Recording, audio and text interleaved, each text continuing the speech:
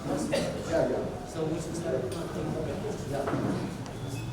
Okay, so this time I prepare for the sacrificial system and also the forbidden food and also teaching about the feast and the temple. So it may be boring to you, but it may be boring to you, but we need to know all this, the teaching of God. ఈసారి నేను మరి మీకు బోధించుటకే బలుల గూర్చి అర్పణల గూర్చి అలా ప్రత్యక్ష గుడారం గురించి ఆయా విషయాలు మీకు బోధించాలని నేను వచ్చాను.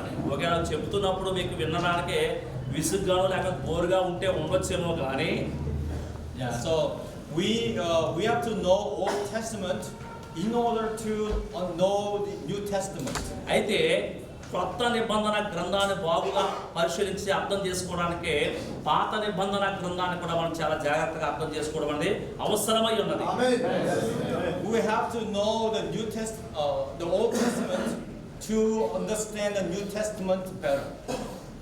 కొత్త నిబంధన గ్రంథాన్ని మరి మెరుగ్గా మరి చక్కగా అర్థం చేసుకోవాలంటే పాత నిబంధన గ్రంథం మరి చక్కగా మరి మెరుగ్గా మనకు అర్థమై ఉండాలన్నమాట. They are all connected together. ఎందుకంటే అవి ఒకదానితో ఒకటి సంబంధము కలిగి ఉన్నవన్నమాట. Because they are the one truth given by God. అవన్నీ కూడా దేవుని చేత ఇవ్వబడినటువంటి ఒక సత్యమై ఉన్నది. It is fascinating how the Bible is all interconnected each other as one.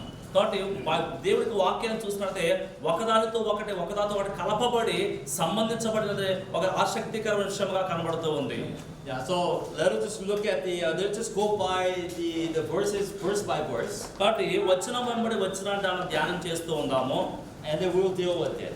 మన ఈ సమయంలో వాటిని వచనం వెంబడి వచనాన్ని ధ్యానించుతూ ఉందాం. Okay, Leviticus chapter 1. లేవియా కాండము 1వ అధ్యాయము.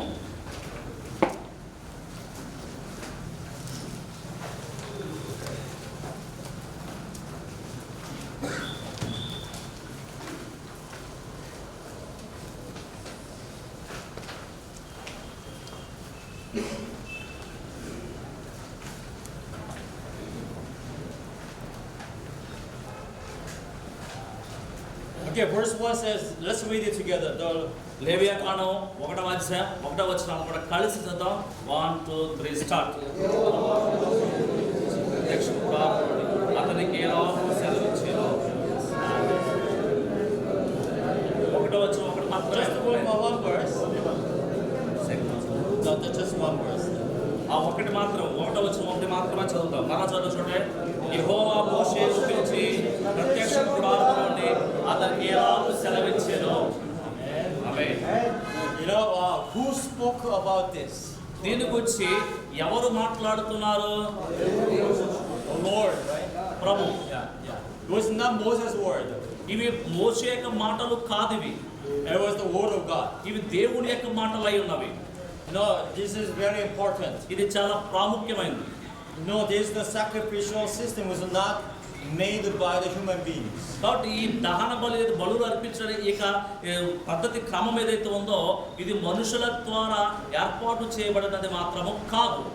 It was given by God. ఇది దేవునిచే ఇవ్వబడినది. So people may not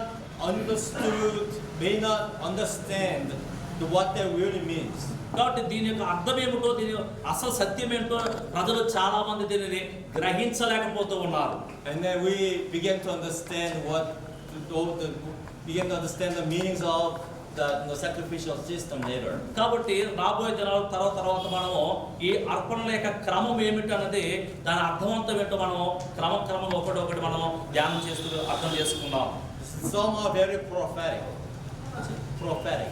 చాలా మంది కొంతమంది ప్రవచనాత్మకంగా చెప్తూ ఉంటారు. And then it has all the meaning in it. అందులో ఉన్న అర్థాన్ని చాలా ప్రవచనాత్మకంగా చెప్తూ ఉంటారు. So it is fascinating to get to know God's truth behind. దీని వెనుక దేవుడు ఎన్నిక చేయడం గల కారణం ఏమిటి అనేది మనం గ్రహించడానికి చాలా ఆసక్తికరమైన విషయమై ఉన్నది అది. And that's why we need to find the principles of the sacrificial system. కాబట్టి ఈ ఆ బలులు అర్పణ యొక్క క్రమం యొక్క ప్రధాన సూత్రం ఏమిటి, ప్రధానత్వం ఏమిటి అనేది మనం గమనించాలి. And then everlasting teaching of God, the truth behind it. దీని వెనుక దేవుని యొక్క నిత్య వాదన ఏమై ఉన్నది అనేది చాలా ప్రాముఖ్యము. Because when God gave this sacrificial system, there's always truth behind it. దేవుడు ఈ యొక్క అర్పణల క్రమాన్ని మనకి ఇచ్చినప్పుడు దాని వెనుక ఆయన ఏర్పాటు చేసినటువంటి ఒక సత్యం ఏదో దాగి ఉన్నది. And the principle behind it. దాని వెనుక ఒక ప్రధాన సూత్రం ఏదో దాగి ఉన్నది. You know, we have to be truthful to the Word of God. కానీ మనం దేవుడి వాక్యాన్ని ఆ రీతిగా గ్రహించే వారికి మనం ఉండాలి. Bible is the Word of God. Bible గ్రంథం అంటేనే దేవుని యొక్క వాక్యం అయి ఉన్నది. There is no other word of God beside the Bible. దేవుడు బైబిల్ గ్రంథానికి మించినటువంటి దానికంటే సెపరేట్ గా మరొక వాక్ అంటూ ఏది లేదు దేవుని వాక్యం. Amen. Amen. So that's why we're the servant of the Bible. కాబట్టి మనము దేవుని వాక్కుకి మనము సేవకులమై ఉన్నాము. You will be aware of those people who said, I hear voice God. చాలా మంది చెప్తుంటారు నేను దేవుడికి స్వరాన్ని విన్నాను అని. They usually say that the God I serve. దేవా నేను సేవిస్తాను అనేటువంటి మాట చెబుతూ ఉంటారు. Like, you know, the God I serve spoke to me. ప్రభువా నువ్వు నాతో మాట్లాడితే నేను నిన్ను సేవిస్తాను అని చెబుతూ ఉంటారు. Be aware of those people. అటువంటి వారి గురించి దూరంగా ఉందాం. They are hearing the voices. They are hearing voices. వారు స్వరాన్ని వింటారు. But the voice are not the God's voice. అయితే వారు వింటున్న స్వరాలలో నిజమైన దేవుని స్వరాలకు వారు విని ఉండరు చాలా సార్లు. Just like a Satan can appear like the glorious angels. అది చాలా సార్లు సాతాను వెలుగుదూత వేషంలో వచ్చి వారితో మాట్లాడుతున్న సందర్భాలు కూడా ఉంటాయి. Just like the Satan's servants can appear and act like the servants of God. చాలా సార్లు సాతానిక దూతలు కూడా సేవకులు కూడా వారు ఎలా కనబడుతూ ఉంటారంటే ఎలా ప్రవర్తిస్తారంటే దేవుని సేవకుడిగా దేవుని దూతలుగా వారు కనబడుతూ ప్రవర్తిస్తూ ఉంటారు. They can disguise themselves. వారు మనల్ని నిరుత్సాహపరుస్తూ ఉంటారు. Be careful. కాబట్టి వారు మోసగిస్తారు, చాలా జాగ్రత్తగా ఉండాలి. They claim to be the new apostles of our days. వారు ప్రస్తుత దినానికి మేము నూతనమైన అపోస్తులమై ఉన్నాము అని వారు చెబుతూ ఉంటారు. Meaning that they are the modern day prophets. వారు ఏం చెప్తుంటారంటే మేము నిజమైనటువంటి బోధకులము లేదా ప్రవక్తలమై ఉన్నామని చెప్తూ ఉంటారు. They are saying that they know new truth. వారు అంటారు మాకు నూతన సత్యాలు నూతన విషయాలు మాకు తెలుసు అంటూ ఉంటారు. And many times they are wrong. చాలా సార్లు వారు చెప్పేవాడు కూడా అసత్యములై ఉన్నవి. Sometimes they are right, like 20%. కొన్నిసార్లు ఒక 20% వారు చెప్పేది ఒకవేళ సత్యమై ఉండొచ్చేమో కానీ And then rest of them they are wrong. మిగతావన్నీ కూడా వారు చెప్పేవి అసత్యములై ఉన్నవి. And then they still ignore it. వారు చాలా విషయాల్లో కూడా ఏవి కూడా తెలియని వారిగా ఉంటారు. They are very deceptive. వారు చాలా తృణీకరింపబడ్డవారు. Did I share my experience about the hearing voice? ఇలాగా దేవుని స్వరం విన్నానని చెప్పేదాని విషయంలో నా యొక్క అనుభవాన్ని ఒక దాన్ని నేను మీకు వివరిస్తాను. Let me just share the experience one more time. మరొకసారి నాకు అనుభవం చెప్తాను. So long time ago when I was in America in the city the Pullman. నేను అమెరికాలో ఒక పట్టణంలో ఉంటున్నప్పుడు చాలా సంవత్సరాల క్రితం. It's a very small town. అది చాలా చిన్న పట్టణం, town. And I was a young pastor. నేను ఒక యవన పాస్టర్గా ఉన్నాను అక్కడ. So I was praying in the morning. I went to church and pray in the morning. ఉదయకాల సమయంలో మందిరానికి వెళ్ళి నేను అక్కడ ప్రార్థన చేస్తూ ఉన్నాను. It's like a big church. అది చాలా పెద్ద సంఘం మందిరమై ఉన్నది. So I was there by myself all the time. నేను ఒక్కడే అక్కడ చాలా సార్లు ఉంటూ ఉండేవాడిని. And it's so quiet. అది చాలా నిశ్శబ్దంగా ఉంటూ ఉండేది. And I was just praying to God. నేను దేవుని ప్రార్థన చేస్తూ ఉన్నప్పుడు And then you know what? That was the time that I always pray in the church. నేను ఆ రోజు కూడా ఆ సమయంలో దేవుడికి ఇలా ప్రార్థన చేస్తున్న సమయంలో And then one day, the Saturday night, the Bible study time. ఆ శనివారం రాత్రికాల సమయంలో బైబిల్ ధ్యాన కూడిక జరుగుతూ ఉంది. So I went to church earlier than the other people. అందరికంటే ముందుగానే మందిరానికి వెళ్ళాను. So I was just in the room by myself praying. నేను అక్కడ కూర్చుని నేను ఒక్కడే నాతో నేను ప్రార్థన చేస్తూ ఉన్నాను. And then all of a sudden I heard the voice speaking to me. అక్కడ ప్రార్థన చేస్తున్నా అకస్మాత్తుగా ఒక స్వరము నాతో మాట్లాడుట నేను వినడం జరిగింది. It was a man's voice. అది ఒక మనిషి యొక్క స్వరముగా వినపడుతుంది. the voice said, there's somebody waiting outside. Go and open the door. ఆ స్వరం ఏమని చెప్తుందంటే నీ కోసం బయట ఎవరో వేచి చూస్తున్నారో వెళ్ళి తలుపు తీ అని చెప్పింది. So I heard the voice and I was thinking, what am I hearing? నేను అనుకున్నాను ఎవరు నాతో మాట్లాడుతుంది ఇది ఎక్కడి నుంచి స్వరము అని ఆలోచిస్తున్నాను. And then the voice repeated again. ఆ స్వరం మరలా నాతో చెప్తుంది. So I was thinking, should I go and open the door or not? నేను ఆలోచన చేస్తాను ఇప్పుడు ప్రార్థన నుంచి లేచి వెళ్ళి నేను తలుపు తీయాలా వద్దా అని. And then I was thinking, why not? ఎందుకు కాదు ఎందుకు ఓపెన్ చేయకూడదు అని అనుకున్నాను. So I woke up and then I walked outside the door. నేను లేచి బయటగా ఆ తలుపు బయటకు వచ్చాను. And then I walked in the hallway. నేను ఆ ద్వారం కూడా అలా నడుచుకుంటూ వెళ్తున్నాను. It's a really huge, the big church building.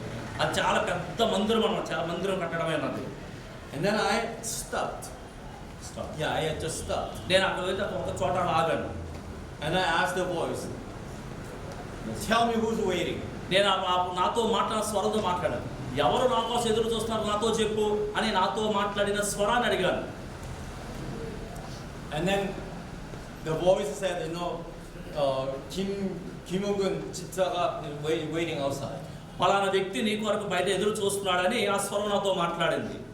When I heard that the Kim Young-gun 집사 is waiting outside, ఆ కిమ్మ బయటకు వచ్చాక నా కోసం వెయిట్ చేస్తున్నాడా అని నేను ఆలోచించడం he's ప్రారంభించాను. the one all the time that came the latest, like the last moment. ఈ చివరిసారి వచ్చినట్టుగా ఉంది, ఇంతకుముందే వచ్చినట్టుగా ఉంది, మళ్ళీ వచ్చాడా అన్నట్టుగా. I was like kind of like wondering about it. నేను దానికోసం చాలా ఆలోచన చేస్తున్నాను, కంగారుగా ఉంది అతను వచ్చాడా ఏంటి అని. So I wanted to check it out. నేను బయటకు వెళ్ళి చూద్దాం, తలుపు తీసి చూద్దాం ఎవరు వచ్చారా అన్న విషయంతో. So I walked all the way to hallway. నేను మొత్తం బయట ద్వారంతో బయటకు వచ్చాను. And then I went up the stairs. అక్కడ ఒక స్టేర్ ఉంది, అక్కడికి వెళ్ళాను స్టేజ్ దగ్గరికి. And then turned to the parking lot. ఆ పక్క వైపు తిరిగి చూశాను. And then there was a car. Car outside. ఆ బయట ఒక కార్ ఉంది అక్కడ. Yeah. And I see the headlight. అక్కడ దానికి లైట్లు వెలుగుతున్నాయి. My heart was like, whoa, what's going on? Okay. And then when I looked at it, it was Kim Young-gun 집사님's car.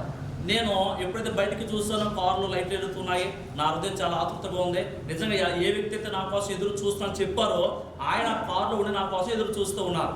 And then it was true. అది నిజమే, యథార్థమే. So I opened the door and then I called him and said, come inside. నేను door open చేసి లోపలికి రండి అని చెప్పాను. And I just came down.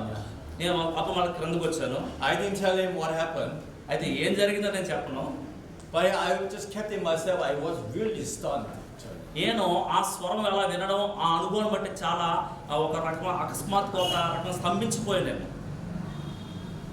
And then the following Monday morning, ఆ తరువాత వచ్చిన సోమవారం నాడు I was praying to God early in the morning. ఉదయకాల సమయంలో దేవునికి ప్రార్థన చేస్తూ ఉన్నాను. As I was just praying, I heard a voice one more time. మరలా ప్రార్థన చేసినప్పుడు మరొక స్వరం నాతో మాట్లాడుతుంది. And the voice says, you know that the 2 church members are planning to go to Korea. అందులో ఆ స్వరం నాతో మాట్లాడుతుంది ఏంటంటే ఈ సంఘంలో 2 వ్యక్తులు కొరియాకి వెళ్తున్న సంగతి తెలుసా అని. And then the airplane will come down and crash. వారు ప్రయాణం చేస్తున్నటువంటి ఆ ఏరోప్లేన్ అయితే ఉందో అది మొత్తం క్రాష్ అవబోతుంది, అంటే దానికి ప్రమాదం జరగబోతుంది అని స్వరం విన్నాను నేను. And I knew that they were planning, and I knew that the date they were going to travel to Korea. వారు కొరియాకి ప్రయాణం చేస్తున్న సంగతి, వారు చేసే ప్రయాణం తారీఖు కూడా నాకు తెలుసు. I felt really, really concerned.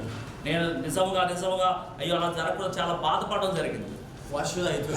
నేనేం చేయాలి వారు రక్షించడానికి? Should I tell them or not? వాళ్ళతో చెప్పాలా వద్దా?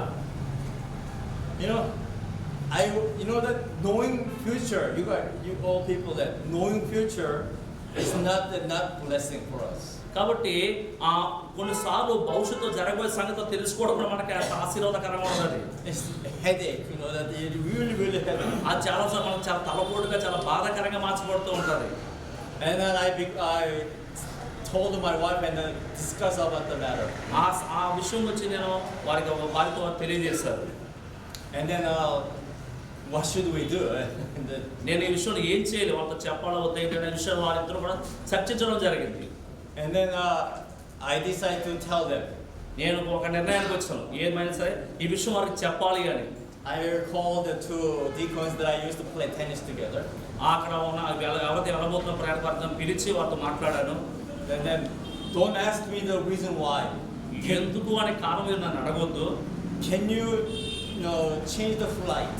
మీరు ఇప్పుడు వెళ్తున్న ఈ ప్రయాణం మార్చుకుని ఈ విమానంలో కాకుండా వేరొక విమానంలో వెళ్ళగలరా అని చెప్పాను నేను. And then they were saying, Pastor, why? What's the reason? వాళ్ళు అడుగుతున్నారు, పాస్టర్ గారు కారణం ఏంటి ఏమైంది ఎందుకని అడుగుతున్నారు. I told them, don't ask me why. నేను చెప్పాను, ఏంటి ఎందుకని నన్ను అడగొద్దు. You just change it. మీరు ఈ విమానం కాకుండా ప్రయాణం మార్చుకుని వేరే విమానంలో వెళ్ళండి. And then they said, few days later, Pastor, we changed the flight. వారు చెప్పారు, 2 రోజుల తర్వాత చెప్పారు, మేము విమానం ప్రయాణంలో మేము వెళ్ళే విమానం మార్చుకున్నాం, వేరే విమానంకి వెళ్తున్నామని చెప్పారు. I said, thank you. నేను చెప్పాను, చాలా వందనాలు మీకు.